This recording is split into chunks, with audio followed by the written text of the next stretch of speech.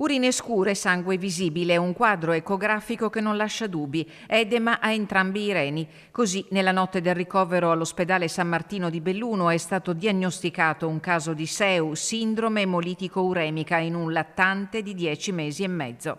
L'atteggiamento molto prudente da parte del medico della notte ha permesso di non rinviare a domicilio il bambino, ma di trattenerlo per fare ulteriori approfondimenti, e questo ha permesso poi con gli accertamenti di innescare tutto un sistema di valutazioni che ha permesso poi di trasferire il bambino presso il centro di Padova.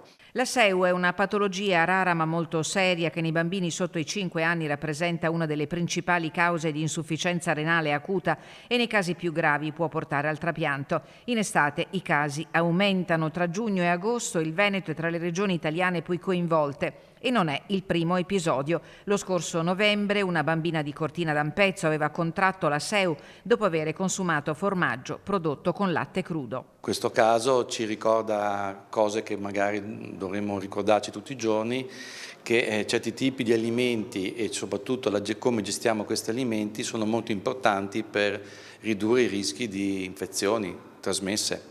Per prevenire nuovi casi, il Dipartimento di Prevenzione dell'ULSS Dolomiti ha attivato una strategia di vigilanza sul territorio, focus sull'innalzamento degli standard igienico-sanitari nelle produzioni lattiero-casearie, controlli mirati e sensibilizzazione della popolazione. Il bambino di Belluno resta sotto stretta osservazione, il decorso positivo, ma il caso riaccende l'attenzione sulla sicurezza alimentare, soprattutto per i più piccoli, ai quali per nessuna ragione devono essere somministrati alimenti crudi.